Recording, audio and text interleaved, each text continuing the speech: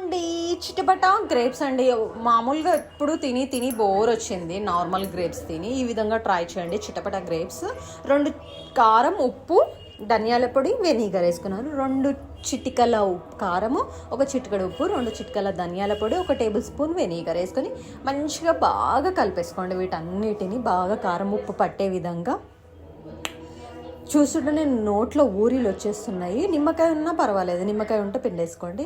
ఈ విధంగా చూడండి కారం ఉప్పు పట్టి మంచిగా గ్రేప్స్కి ఎంత బాగా షైనీగా ఉందో. చూస్తుంటే నోట్లో ఊరిలు వచ్చేస్తున్నాయి.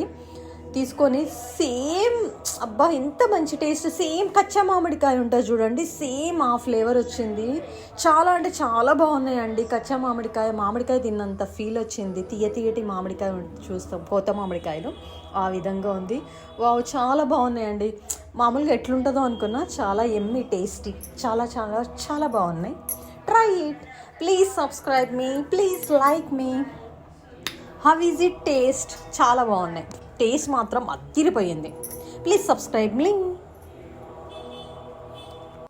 మంచిగా మామిడికాయలు తినాలి అనే ఫీలింగ్ వచ్చినప్పుడు, బాగా తినాలనే కోరిక పుట్టినప్పుడు ఈ విధంగా ట్రై చేసుకోండి. సేమ్ యాజ్ టీజ్ కచ్చా మామిడికాయ, కోత మామిడికాయ ఉంటుంది చూడండి, సేమ్ ఆ ఫ్లేవర్ ఆ టేస్ట్ ఎమ్మీ అండి. చాలా అంటే చాలా బాగున్నాయి.